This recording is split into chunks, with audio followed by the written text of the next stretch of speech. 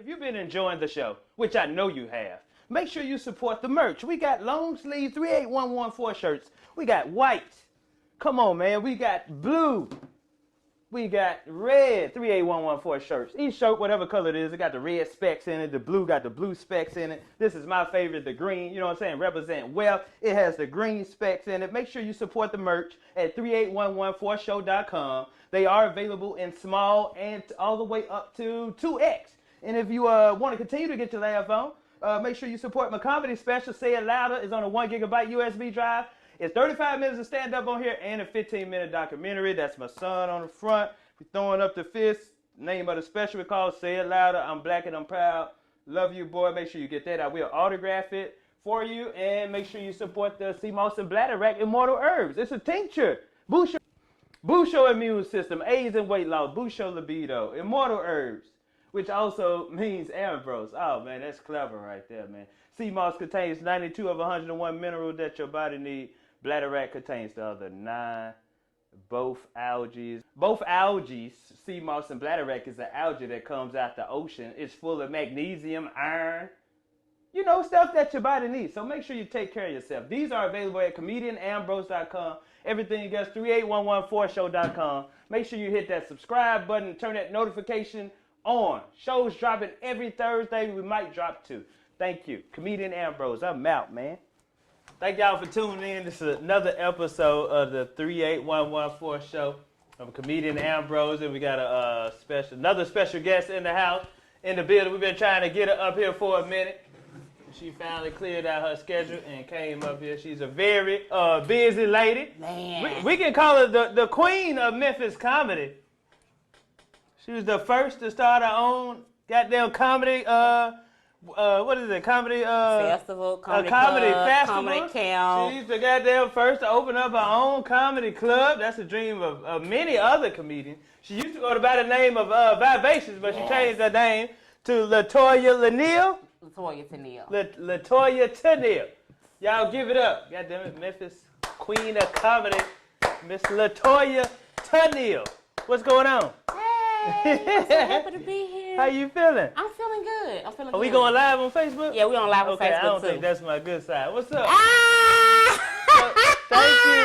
Thank you for finally coming up here to the 38114 show. I'm happy to finally be here. We celebrate people up here. You know what I'm saying? This is what it's about. We celebrate people up here. Thank you. So congratulations on everything. Proud of you. I was at the filming. Then she did TV too. Kevin's Hart of the City, right here in Memphis, Tennessee. I went to that show. And I always tell everybody, LaToya had the best set. LaToya Tennille had the best set. I would have to agree. I tell everybody. And I ain't just saying it because it's me. I was sitting in the crowd and I was looking at Kevin Hart was right here to the left of me. His whole team was right here to the left of me. And I was just seeing how everybody received you. And I was like, LaToya had the best set. And then after that, you, Johnny Brasteen, and then Cuz, and then Mo. Well, when they edited it was like, wait! That's TV. I was like, wait, where's my... They cut out the best. I was like, okay, but I was on it, and I could get the check cleared, so. Yeah, as long as the check cleared. Yeah. And then she done did TV, too. So what's up, LaToya? Let everybody know where it all started at for you right here in Memphis, Tennessee. Well, you know, back in 1980, my mom wasn't, I ain't going there. But seriously, though, 10 years ago, I used to work for Comcast Cable. I had a coworker named Miss Doris. No, where you started at, where you raised at here in Memphis, Tennessee. You want to go back? Back. We going back. We be bring it.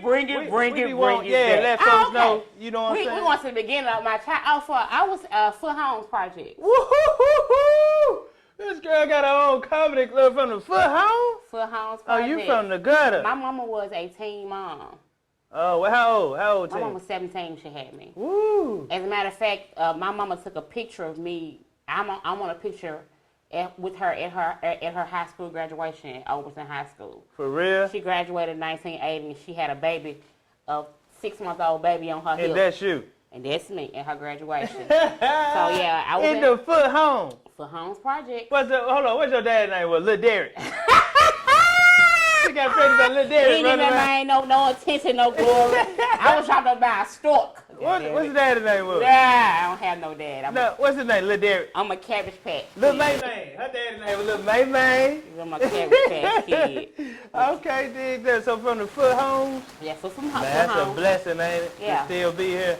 Man, for Homes, yeah. We live for Homes. I'm from the South. I grew up in the Willette Apartments when I moved here from Chicago. So it's a blessing for me to still be here. And it's crazy because because Foot Homes is gone. Yeah, they got my apartment's gone too in South Memphis. Foot Homes is gone, but that's why it started out in Foot Homes. Okay, what school you went to? Georgia Avenue Elementary. You still in the hood? Yeah, Georgia. That's it right there in the hood, South Memphis. Georgia Avenue. It's across the street from North. Is it, no, not North Side.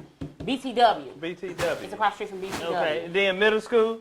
I went to Georgia Avenue K through 6th grade. 6th grade, my mama got married, and we moved to Frazier. Moving on up. So I went to Frazier. I went to Frazier Elementary in 6th grade, and I went to Frazier High 7th grade. My mama got divorced, so we moved to this side of town. Yeah. We actually lived in Malapun. East Memphis. Right down Moving the street. on up. And I did Sheffield High School from 7th grade to 12th grade. Okay. That's where you graduated from? Graduated from Sheffield High School. Okay. Mama fast. Well, mama kind of fast. Yeah, she's like, it ain't working out. You know what? Everybody mama fast back in the day. You know what? It ain't working out. Let me go. Yeah, she ain't play no games. So were you funny in high school? I was funny in high school. You was funny? I was funny in high school. I was at, in high school, I was that student that if it was a program, a play or something, my ass is probably going to be in it on it some kind of way. Doing something. I was going to do something. I was always on stage at high school. Oh, okay. I was always on stage doing something in high school. I was in choir, show choir. I was a majorette. I was a cheerleader. I was an ROTC. I was a president of this, president. Anything that involved. I was like a very, very active student in high school. Okay, dig that. That's the I've opposite. always been really outgoing. That's the opposite of me. I was always shy. Really? Yeah, I was always shy. Yeah. But that's cool. So you was always funny in high school. What was your plans after high school? I wanted to be an FBI agent. Wow. Every woman can make a good FBI agent. I wanted to be. That is naturally in y'all to find out what the fuck is going on. I love this show called New York Undercover. Yeah. So I was going to be like the cops on New York Undercover. Then we found out later on Malik was really undercover. He ain't undercover. Leave Malik alone. Yeah. Okay, yeah. Shout out to Malik Yoba. But yeah, so you want to be an FBI agent? I want to be a police officer. For real? FBI agent. When I went to college initially, I went for criminal justice. What college you go to? UT Martin. And then University of Memphis. So you left Memphis? Yeah, I went to UT Martin. Did you have a scholarship? Yes, I did. I had a little bitty one. Ooh. Something. For real? Okay. Yes, I went to UT Martin for a year. Okay. And then I went to University of Memphis. And you came on back home? I came back home. Okay. So I stayed at U of M, Southwest, U of M, Southwest. You know, you kind of, then life happens. You fall in love, you have kids. She didn't found her little main. You know what I'm saying? You have kids. So how old were you when you had your first? 24. Oh, you was 24. So you waited. Yeah, I had Caleb at 24 and I had him money at 26. You waited. So you ain't finished college? No, and I tried to go back. I tried to go back a couple times since I've been grown. Yeah. And when I realized, like, one, this ain't for me. Right. Two, I don't have to have it for what I'm trying to do. Mm-hmm. You know, it's instilled in you, go to college. And I was like, this ain't for me. Yeah. I was trying my best because I was like, I was picking after a certain age. I was just picking majors just to have a major, but I didn't see how I would actually use that major once I left. Right. That's where a lot of people are confused at when they go to college. They just go for something, get a degree, and they don't even work in that field. Because once I decided I didn't want to be a police officer anymore, then it was like, oh, okay, well, I switched to teaching. Mm-hmm. So actually, when I started doing comedy, I was going to school to be a teacher. Oh, wow. I actually was. So when that comedy bug hit you then? 2010. 2010. And it wasn't my idea, it was somebody else's idea. I started comedy to shut somebody else up. For real? Yes. And you was going to school to be a teacher at the time? I was going to school to be a history teacher. Okay, first time on stage, where were you? Zodiac Lounge, open mic, Wednesday. Chestnut. VMAC? No, hold on. Chestnut had it. Was the host, but right. Chestnut got fired that night. Oh, really? It was his last day, and I thought he was. Was that there that night? I don't know, but he kept saying, "Yeah, this is my last night." I thought he was bullshit. I thought he was being a comedian. Right. And then the next week it was VMAC, and it was VMAC until it stopped being Zodiac. Zodiac. Period. Right. So who told you to get on stage? My first time. What happened? My first time. I didn't know anybody. I didn't know Memphis had. The only comic I knew that was in Memphis was Prescott. Right. I didn't know Memphis had comedians when I started doing comedy. I heard about this open mic. I went the weekend. I remember the weekend before I went, I scoped the place out. Right. By myself. And being as an FBI agent, you hear I scoped the place out. K-Dub was there that night. I remember that. Oh, for real? K-Dub was there that night, and some other guy. I don't remember him, but I remember K-Dub was there that night. I scoped it out. So my thing was, I'm gonna come in next week, and I'm gonna try it. Mm-hmm. That Wednesday, they actually said we're not having it. The guy called me and said we decided to have. I'm like, cool, I ain't gotta do it no more. Right. He called me back 30 minutes later and said it's 2 women up here acting a fool, so we're gonna have it anyway. So I go up there, and this is my damn cousins in there acting a fool. They didn't even let you know they were going. No. For real? Well, they knew they were coming from me. Okay. But they didn't know that the guy had canceled it. So I had, So it was like, no, we did it. So I had to go and do it for my first time. And they was the only 2 in the crowd? Them and their boyfriends. So it was just you that night? June 2nd, 2010. It was just you? It was me and like a couple other little people. I don't remember that. But then, of course, the following week, you come again, and that's when you meet. You find out, you meet. You see all of us. You meet the Jawas and the Ambroses and the Rob Loves. I think a little bit after that, I actually inboxed Cletus, and he never would, because I heard about Cletus. That's Cletus. Cletus. He never did respond. I had went to go see Cletus opened up for. It was John Witherspoon and them. I don't remember who. I remember John Witherspoon. It was at one of the big theaters here. But Cletus was, and I inboxed him again. He didn't answer. That's Cletus. And then he saw me. At some point, he saw me. Mm-hmm. He asked me, "Can you come do Tripping and Sipping?" Okay. And I did. At Onyx? No, this one, Tripping and Sipping was at the place in front of New Direction. Okay. All right, cool. I know the place. So, yeah. So how was your first time on stage? Man, you was really talking to your cousins. You really checking your cousins. But I did okay. I talked about fat girls in reality TV. Uh-huh. And, of course, that was my first time. So I didn't know what a set was or how long ago. Yeah. So he had to cut me off. Right. He like, okay, that's enough. Baby girl, that's it. That's it? So So you just went up there on your own then?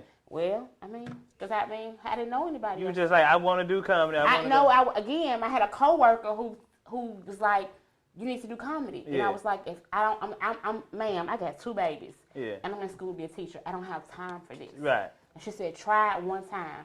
I said, if I try it one time, will you leave me the fuck alone?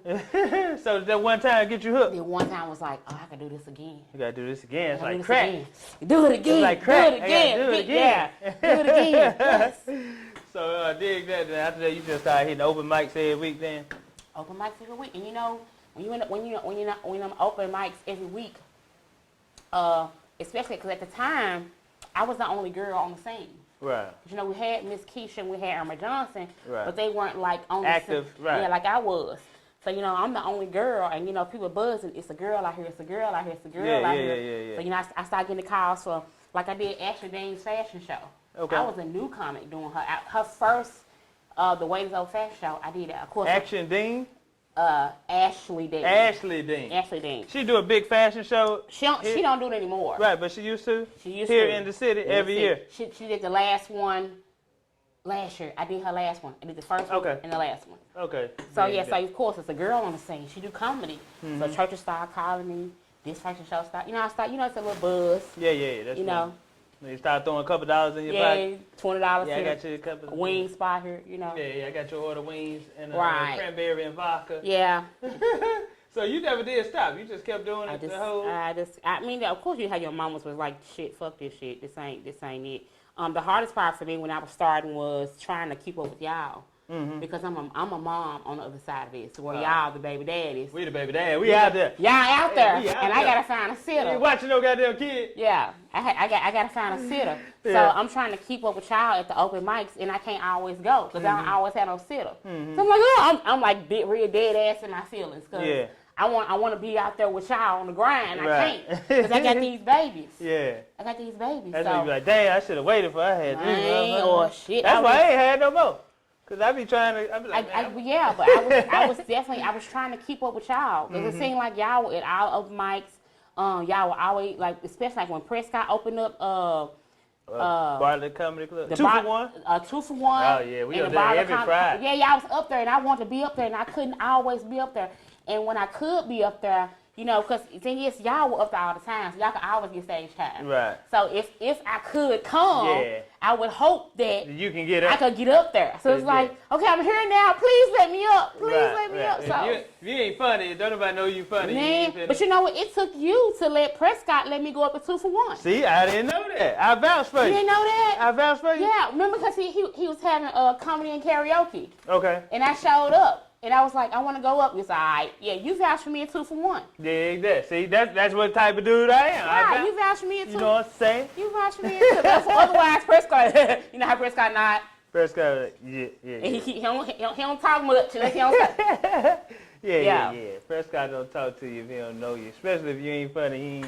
He ain't saying too much to you. Not a goddamn So thing. you just kept on going. But I saw a change in you when you went to the comics convention in L.A. I tell people all the time, man, that definitely changed me. And what is called? It was back then. It was the Females in Comedy Association. Females Comedy Association, hosted by Hope Flood. Hope Flood. Shout out to Hope Flood out there changing lives. Yeah, she definitely changed my life. If she ever needed a success story from what came from it, she is me. Yeah, what year did you do that? 2011 and 2012.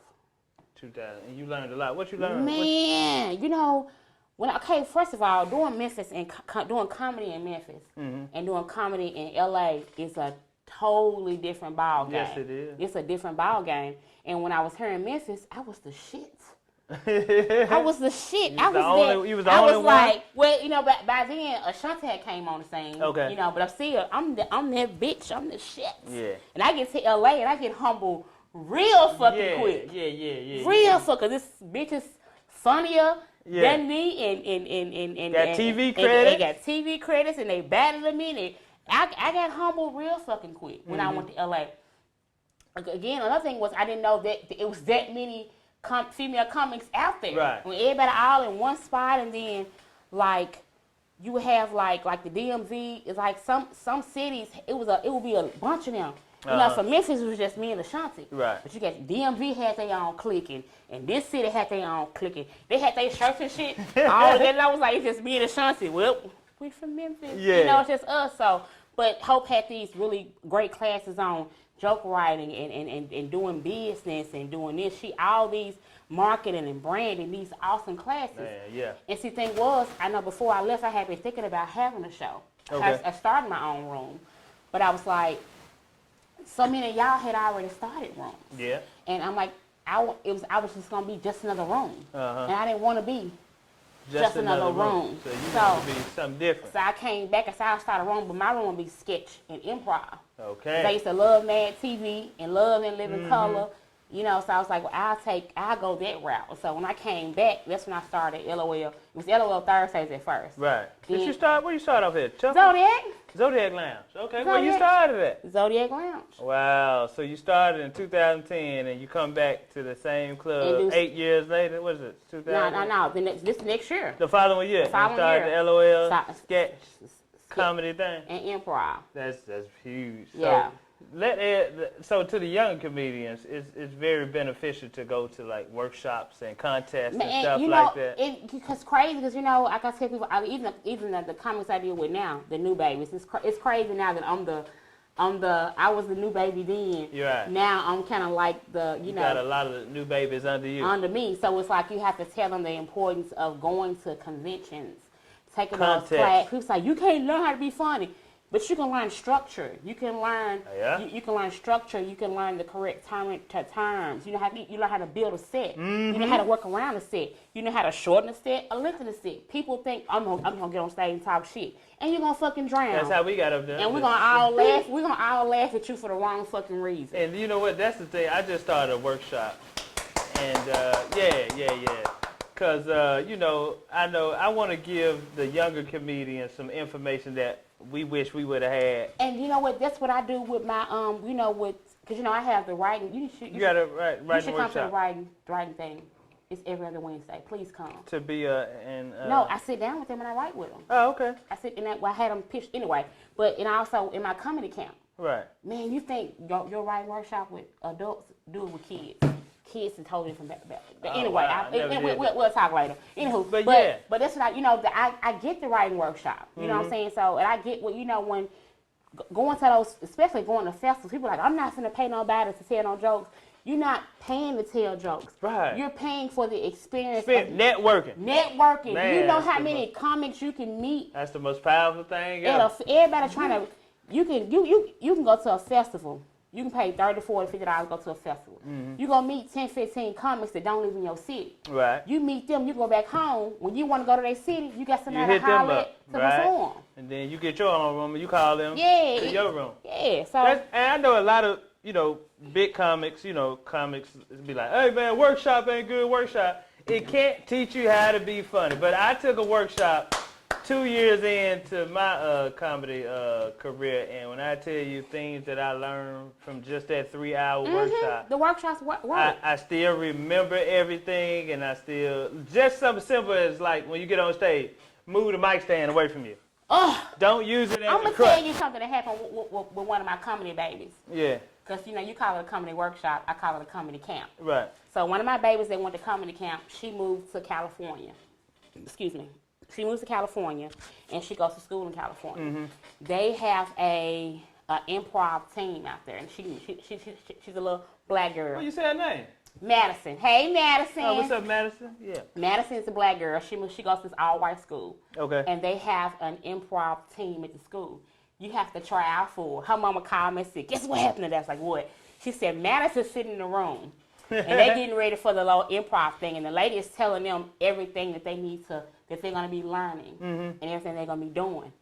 They calling out these technical terms. Madison already know what a transition is.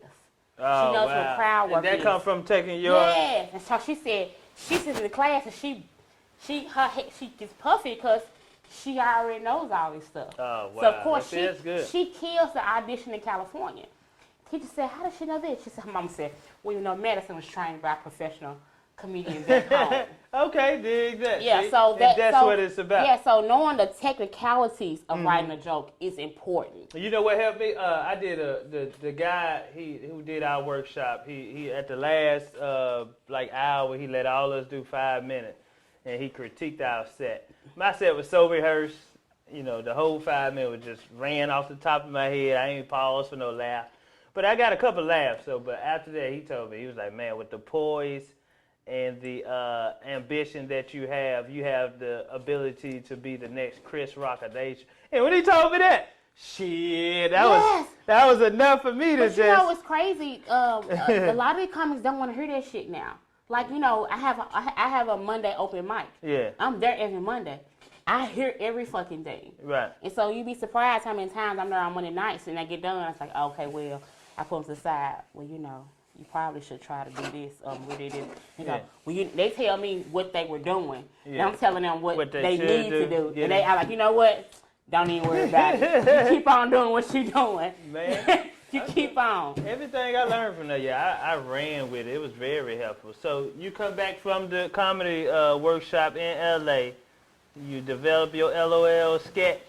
An improv comedy thing. And then after that, you was like, what gets you to the point where you was like, okay, I want to open up my own comedy club, which is every comedian's dream, is to open up their own goddamn comedy club. Oh, how do we get to the point? Okay, so I have the sketch and improv. Then I was doing the comedy.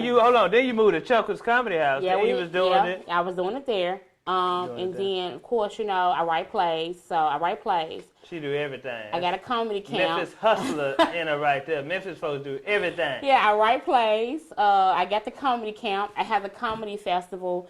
I had all these things that I had going on. Yeah, hold on. Shout out to the first ever Memphis Urban Last Comedy Festival. Yeah. Yes, I have a Black Comedy Festival. The first, yeah, it's probably the first. She came back from that damn workshop. Yeah. A beast. Yeah, like, a beast. And honestly, I'm gonna tell you the thing about the festival, the real deal. Like, you getting some shit people don't know. Only on the 38114. Okay, so the festival, right? We have a festival here in Memphis. Shout out to the Memphis Comedy Festival. Shout out to the Memphis Comedy And Katrina Coleman, I love her. Yeah. But I went a couple of times, and it ain't specifically for us. Not in real life. It's not. Yeah. And actually, the last one that I attended with LOL Memphis. Keep in mind, I had some real niggas in LOL Memphis. Real niggas. I had Big Dub now. Right. And R.I.P. Big Dub. Yeah, and our last time we went, they left wanting to fight. We had some shit go down. At the Memphis Comedy? And these real niggas, hey y'all, we can't. Now, if y'all don't know what the Memphis Comedy Festival is, that's the very first festival, but it's pretty much ran by predominantly white comedians. White, yeah, it's yeah. So they left, they want to fight that motherfucker. And then LaToya come with the Black Urban at this white improv competition. Woo, nigga, and I'm like, y'all, we on their turf. Yeah. Like, we can't do it. It's going to be spent a whole different way, y'all. For real? I didn't know that. I didn't know. We was at Theater Works. Oh, wow. We was at Theater. Man. This is crazy. Big Dub, Lil B. Mm-hmm. I got niggas on my improv. Yeah. They funny, but they still some real. Right. They ready to fight. Man, y'all. I was like, hey, look, we can't fight, y'all. We on their turf. We can't do this here. We can't do this here. So that's a blessing. So for the Urban Comedy Festival, you bring in other comedians from out of town. I think I did the first year. You did. I did the first year. Yeah. So how many years is it? We did year 5 this year. Okay, when is it? What's the date this year? October the. Oh, you already did. I already did it. And I was teeter-tottering on even really doing it. During the pandemic. Because of the pandemic. But shit, I did it. This shit was successful. Like, this year to me. This year was the best? Oh my God! And I didn't have the numbers I normally have because of COVID. Right. But it was still a dope ass festival. Just imagine, it was the 5th year in my own comedy club. Wow! You did it at the comedy club. Yes. Oh, well, that's so big. that was just like fucking like dope. Like last year was dope because I had who came by, the guy who did Def Jam. He came last year. I'm going blank. Everybody did Def Jam. No, he's over Def Jam. Oh, Bob Sumner. Bob Sumner came last year. because we was at Chuckles. Yes. That was packed too. Yeah. It's my actually first time meeting Bob Sumner. Yeah, Bob Sumner came last year. This year I couldn't afford him because right. I ain't Who else came? Bob Sumner. Why am I going blank on all these people's names? She's the godmother coming. Tina Graham. Tina Graham. That's big. You had Bob Sumner and Tina Graham right. come to Memphis for your comedy festival. Last year. Yeah, I know. I was there. That's big. Yeah, so this year I couldn't afford to bring them. But we still had a great time. Man, this is history. So you are making history. Yeah, I do that. I make history, and that's why I love Katrina Coleman so much. We talk about her so much. She's like, yeah, shout out to Katrina. 'Cause I love Katrina. It's like I'm gonna do it, and I do this shit. I don't know what the fuck I'm doing, but I'm gonna do it anyway. Yeah, that's the thing about a comedian. It's kind of like we creatives. It's kind of like when you think of a joke. You don't know if it's gonna work, but you try and it works. So it's just like this comedy club. I was with like, our ideas, we think like, hey, I want to start a comedy workshop, and you just throw it out there, and people gravitate to it. You be like, that's what we do. We constantly think of shit and throw it out there. And I'm gonna cry, I'm gonna whine, I'm gonna complain, I'm gonna have a moment, and I'm gonna do this shit. But I'm gonna have a moment, and I'm gonna. So the comedy junk here in Memphis, Tennessee. What made you say, you know what? I want my own comedy club now. Got my own sketch. I write plays. What made you say I want a comedy club? I can say this: I wasn't a comedian that wanted a comedy club. Okay, that wasn't my goal. I ain't supposed to be. I ain't still supposed to be here in Memphis. I'm supposed to be gone by now. Supposed to be gone. But God has the last say. So He decided it ain't time for me to go yet. I was doing so much stuff, but finding a venue, as finding a venue to have your stuff when you want to have it is a pain in the ass. Yeah, you got to deal with their times, their terms. They want to charge you money that you may or may not have. Right. or if you can have it there. It's just I got tired of dealing with other people's stuff. Then too, being a woman doing comedy, being a black woman, we are the least respected. I didn't know that. Yes. Because I respect women. You do, to the but utmost. it's a lot of motherfuckers who don't give a wish our black asses would go away. Okay. But I don't like anybody else deciding how often I can perform. I don't like being looked over when I'm just as good as or better than my male counterparts. Okay. Know your worth. Right. So when I'm going and I want to perform and I can't perform, I can't let other people control what the fuck I want to do. So I'm like, you know what? Fuck this shit. After the festival last year, that's a boss right there. I was like, you know what? I want to be able to do what I want to do when I want to do it. So I'm gonna open up. And the thing is, I have been talking about it for years. Yeah. But who actually goes and do it? Come on now. I was like, I'm gonna open the club. And then every now and then I'll mention to somebody. It's something else.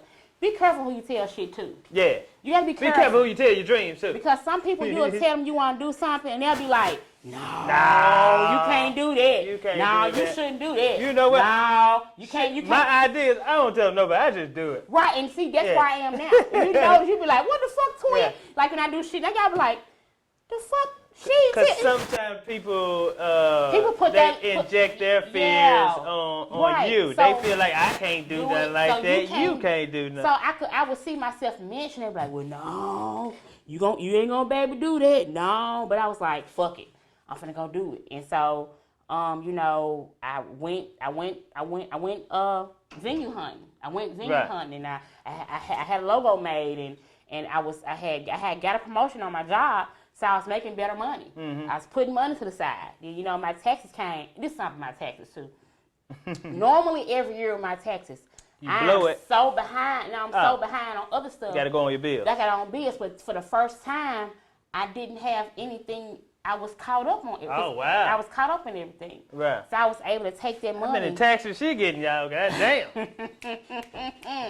I was able Somebody itemize around here. I was able to take my money and invest in the club. Oh, wow. So you then right behind that, we got a stimulus check. And then you get a check plus the 2 kids. Plus the 2 kids. I had some. Shout out to Trump. Fuck Trump. Fuck Trump. Got a shot. You know what? Mine went to my son's mother, but yeah. Right. So I had that money. Did you get the dad's check too? Right. Fuck that nigga. Oh, okay. Fuck that nigga. So I was able to kind of put that into the club as well. Oh wow. So you invested. But then COVID hit, and it was like, oh shit. You know what? I remember that post you said. You was like, yeah, I wanted to open up a comedy club. And then COVID. I called a manager come was like, I don't know if I should do this. I want to change my mind. I want to change my mind. He was like, well, just call. I was like, okay. And the comedy club is in between my house and my job. Wow. So every time I would drive by, I was like, damn, they got my club. Oh, for real? Before you even went in there and talked to these people? I mean, I had already did that part, but I'm saying at this point, COVID hits. Oh, okay. And they, and I'm like, I don't know. So I'm like, I'm just driving by. And God was like, LaToya, go and get the club. And I was like, no, God, every day he wake me up, go get the club. So I called him back. Don't nobody know God like a black woman. Right. I was like, but God. Don't nobody know God like a black woman. So I called him, like, hey, look, so let's talk about it. He was like, look, they said, hey, go and get it, you know what I'm saying? And we'll work through the whole COVID situation. Just go and get the space. So I got the keys, I signed the lease, I paid the money, and, we started painting and stuff like that. And the thing is, me announcing that I had the club, I initially wasn't going to announce until I had everything done. Because, normally... That was smart. That's smart way. Because, normally when I do stuff, nobody know I'm doing it till it's done. This is my first time announcing something I did during the process versus at the end. Right. So I was like, I'm going to go and tell them what the fuck I got going. And, like, go and show it. Well, not to gloat, but just show... people was like, people that knew about it. You gotta get people tuned in. That's a good marketing. Yeah, but people that knew about it were really, thought that people would really be interested in the process, in the steps.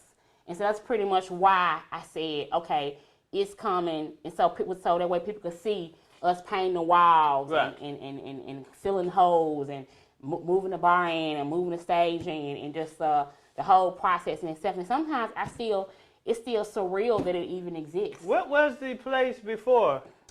I think it was some kind of gift card exchange type place. And the owners are black? I don't. That's not the owners. The owners of the building. No, the owners not black. They're from St. Louis. Okay. He comes down every now and then to check and make sure. So you had to go in and put everything in the stage. Man, and God is. Let me say this. God is so. No black woman with their God. God is. You know why black women know God so well? Because they are God. God is so amazing. Because man, the way stuff just started kind of like coming together, like, you know, just the stage in there cost $50. Yeah. Somebody is an art studio went out of business, and she sold me the stage for $50. Boy, God, once you make one step, won't he make the rest up? See, I know God too. You know what I'm saying? You make one step, he gonna. You know what I'm saying? You know what I'm saying? He gonna make the rest up. Okay, go ahead. You know what I'm saying? Comics was stopping through and painting the walls. What's his name? Lomax. You know, I didn't know Lomax was a contractor. Lomax is a contractor. I didn't know he was a contractor. And he's a fucking good contractor. He's a laborer. Yeah, he do so everything. So I called Lomax. Rah came in. The logo on the wall, Rah painted it. While the electricity went out, and she still paid that damn logo with cell phone light. So the comedy joint, let everybody know where it's located here in Memphis, Tennessee. It is at 4330 American Way. And you know what? 4330 American Way, located in East Memphis, where she shortly moved to later on in her life. Yes, right. And it's like across the street from where I grew up. My first time coming was when you had the Kings of Memphis. It was no. You came for was an old school comedy show? Old school. It was Lomax, Chestnut, and PA. And comedian Keisha. Keisha, yes. And when I tell you, I had a good time there. I mean, I'm real big on energy, so the vibe is good. Everybody was having a good time. I really like this spot. I love it. I love it because I like the intimacy of it. Yeah. I love the intimacy. You know, I went to New York last year for the Harlem Comedy Festival, and I remember like their comedy spots. Intimate. They ain't no big, huge auditoriums. No. Nigga, we doing comedy in rooms the size of this room. You know, we in closets and shit. It makes it better for us comedians. And it works. I was like, when I have my club, I want my club to be small and intimate like that. That's exactly what it is. It's so fucking small and intimate. I love how when you can be on stage and you can see everybody in the room. I love how when I'm on stage talking and somebody can make a comment. I can hear what they're saying, and I can comment on what they're saying. Right. And sometimes the comedy set becomes a dialogue. Right. But it totally fits what the fuck is going on. Right. I love that. That's why I don't like virtual shit. Yeah. Because I love the connection I have when I can talk to somebody and see their expression to reacting to what I'm saying. So you open every weekend? Every weekend. Thursday, Friday, Saturday, Sunday? Not Thursday yet, but every Friday and Saturday, some Sundays, and every fucking Monday. Monday is open mic. You think I was giving away government cheese on Mondays. That's how packed it be on Monday nights. I haven't been to the open mic yet, because I be doing stuff in the evening, but I'm going to come and rock that gen out. But we're going to say this here. I got 4 half-hour comedy specials. Okay. And I want to do the 5th one. I want to do it live. When? And I want to do it this is my 4th one here. And I want to do it, this is all scripted material. I want to do my next hour just off the top of my head. My 5th hour. And I want to do it at the Comedy Jump. When? Look, we finna pull out the camera. Oh, shit, we finna set a date right now. January. That's when and I'm going to bring my camera crew in there. We going to film it. And I want to do it. January. What dates you got open? Well, this is my birthday weekend, so can I have it? You want to do? You want a Saturday? A Saturday? You want a Saturday? 2 shows. Can we do 2 shows? On a Saturday. January 23rd? We'll do January 23rd. Right here on the 3811 First Show. We finna set it up. And I'm going to air this. Comedian Ambrose. Y'all come out to a live taping of my goddamn hour special. And it's going to be, let's throw a name on it right now. It's subject to change, but let's do Ambrose. You Don't Know Me hour comedy special. That's right. For 2 shows. That's right. We're going to do 2 shows. Cool. Yeah, I'm going to bring my camera crew in there and everything. We're going to turn it out. But yeah, because I want a small, intimate spot like did that. Did you see Chappelle thing when he was in that little spot? It was like that. And it is so, I love, like, when the days I can just sit down on the stage and talk to people. You know, I love that shit. Yeah. So yeah, that's good. It's done. January 23rd. We just locked that in. Like a boss. So how's it been going? The goddamn comedy joint, is it good? It's coming along. You know, I had a moment yesterday. I say this all the time. I'm a comedian that decides to open a comedy club. Right. So I know shit about how I know comedy clubs because I perform at comedy clubs, but the technicality of me learning how to do licenses and this inspection, that inspection, staff and shit like that. You have to learn, do all that on your own. All that. And if you come to the comedy joint, you're not gonna see me do anything. I open the doors, I'm a server, I'm maintenance, I'm the DJ. Everything. I do cook mine. Take tickets. Nigga, I done threw a hot dog or two on motherfucking, grill. I have to sometimes, so it's hard work, but I love that place. Sometimes I just sit in there by myself, and I just thank God that, what I'm saying. That is a blessing. That dang, even when I be like, we want to quit, still, man, that just the idea of like on the fly, I can just say, you know what I'm saying? Didn't make this happen. Like you see, when I asked for the date, she ain't, well, let me see. Let me look at my schedule and sort it out right there. I don't have to check with nobody. I ain't gotta sit and talk to nobody about what the fuck I want to do. I just open the calendar, just put it in. That's boss. That's boss move. And I love the freedom of having it. But also, what I like about it is when you are a Memphis comic, and just like any other Memphis comic, it's a space for us to be able to perform on a consistent basis. Right. We don't have to worry about waiting for somebody to let us be on stage. Mm-hmm. We don't have to worry about if the big name got somebody coming with them. There you go. We ain't got to worry about you ain't got to throw your show at no chicken spot or no pizza place.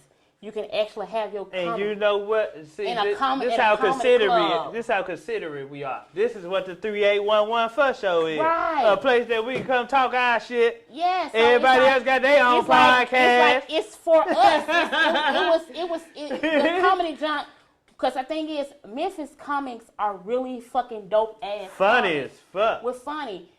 Just that, and people are now so caught up on followers, where we funny, we just ain't got the followers yet. Mm-hmm. And I know y'all love y'all people from out of town. Y'all love big name comics, but y'all got some really fucking amazing people. They missing out on what's going on here. They can come from out of town, get booked at LaToya Club, and then come here and shoot a show at the 3811 Fuss Show. Yeah, so that's what it's. So, how's your kids feeling about I know you're setting a good example for your kids. The thing about my kids is, and this is the thing, my kids are so used to me always doing something to where it's like, okay, it's just something else. Not gonna say that they're not proud. Yeah. But this is their norm. They norm. But you got a girl too, right? Yes. You got a boy and a girl? Boy and a girl. How old the girl is? 14. 14. So she's seeing her mom being an entrepreneur. Yes, and so I forced a boss. I forced her into it. Dig that. So they helping out at the club too? When they there. The son is too? Caleb autistic, so I have to watch what he do up in there. But he's still worried. He know what's going on. Well, I tell you what, his thing is, he comes to the club and he does trash and stuff. He was a server one night. He's funny. I know he's funny. He was a server one night to make extra money. Thing is, he would serve, but he wouldn't go back and get his tip money. Oh, for real? I was like, Caleb, I forgot. So he get their food, but he's got to get his tip. So when you say autistic, what does autistic mean? Autistic, in his case, Caleb has Asperger's, which means that he's high functioning. I want to say it's behavioral. Mm-hmm. He has good days, he has bad days. He thinks different. He's a literal thinker. He processes things a whole lot different. Shit, that sounds like me. Man, but he just like, when he starts stimming and shit. Can I get a check? I don't know if he get a check. I wish he could get one. I need a check. They won't get him one because he high functioning. I don't process shit like everybody else. Yeah, he takes it, he's literal. Mm-hmm. So I have to be careful. Most men are. No, not like, no. Explain. What do you mean? I'll give you an example of him being literal. I told him one day. Because maybe I don't know what the fuck. What I mean by that I know what it means. If I tell him, like one day I told him, go clean your room, and I don't want shit on the floor. Mm-hmm. So he goes in his room. he comes out 30 minutes later and he's upset. And I'm like, why? What's wrong with you? He said, because you told me to get everything off the floor. And I said, that's the fuck I meant. And I said, what's the problem? He said, I can't figure out how to get my bed and dresser off the floor. That's hilarious. That's some shit that I would think about. Right. So it's like, I have to say, get everything off the floor, but your bed, your dresser, and the carpet. I have to be specific. Otherwise, nigga, that's hilarious. Right. Or like you say, if you go in there and say, go in there and take a seat. Yeah. He may go in there and actually take the seat. He's a little. That's funny. Right. So I have to make sure that I'm giving him instructions specific. Oh, that's hilarious. So just imagine when I first started doing comedy. You know, he's a literal thinker. He's very honest. So, you know, with comedians, sometimes we embellish, we add or subtract. And after the first time I let them come see me at the show, I'm telling a story. And of course, I done remix a story. That's not how that happened! Because he's literal. Yeah, that's not how it really happened! She lying. She up there lying. Mama is lying. Bruh! Mama do be lying sometimes. Mama lying. Bruh, so I had to teach them the difference between, you know. But you know what? They always try to label our kids and tell us something wrong with our kids just because we think different. I was like, oh my God. Or like one time I went to the. Because like, what if we were little and we thought like that? You know, they'll try to beat it out of us. Or just like with just him. Because we think different. You know how, like when you go to the movies, right, you know to take your own snacks. Mm-hmm. Caleb would not take snacks in to the movie theater because it's against the rules. Hey, I was like, hey, boy, you don't put the goddamn candy in your goddamn... He's like, no, because the rules say you can't do it, so he's not going to do it. Me and one of us was your ass ain't getting nothing to eat. Right, we ain't bad. Shoot out this motherfucker. Right, don't ask for nothing. I goddamn, we bringing Spam sandwiches there, goddamn thing in the movie theater. But that's cool. Collard greens. But that's good they seeing Mama being an entrepreneur and a boss. And watch he be a boss, and she gonna be a boss. I don't want, if I can help it, I don't want them to fall into the trap of the world of, because I know them. They're not going to do good work for nobody else. Well, especially not Caleb. Caleb ain't doing, ain't no telling what Caleb going to be doing. He going to be doing his own thing, what he want to do. Yeah, so look. Because he don't take rules from everybody else, too. I figure out what the fuck y'all going to do with y'all life, because y'all work for other people. It just ain't going to work. It ain't going to work. Just not. Caleb can't follow directions that good, so we ain't got to worry about. He going to be out somewhere doing his own stuff. But let everybody know your social media info. And okay, y'all. So y'all can find me on every goddamn thing. LaToya Tennille. There's Facebook. There's Instagram. I'm trying to do. Are you TikToking? No, I'm on there a little bit. I'm trying to TikTok and Twitter. Of course, the Comedy Junk on everything. LaToya Tennille Productions on everything. What's the website to the comedy club? www.thecomedyjunk.com. Thecomedyjunk.com. That's Memphis shit right there. Junk. Junt. You know, I was originally gonna name it the Comedy Renaissance. Oh no, we glad you. we glad you stuck with the Comedy Junk. Yes, Junk. But let me advertise my comedy special before we get out here. This is my fourth comedy special. It's on a 1 gigabyte USB drive. That's my son on the front right there. 35 minutes of stand-up, 15-minute documentary on a USB drive, a 1 gigabyte USB drive. Is that easy to set up? That's easy to set up. And then my latest invention is Immortal Herbs. This is Seamoss and Bladderwack tincture. Is Seamoss and Bladderwack soaked in 80 proof vodka for 6 weeks. And after that, you drain the herbs out. What the alcohol do is drain all the minerals out of the Seamoss and Bladderwack. And then look at that. This is what you got at the end of 6 weeks. And it's a tincture, so you take it under your tongue, and your salivary glands take it straight to your bloodstream. I'm a certified pharmacy technician also.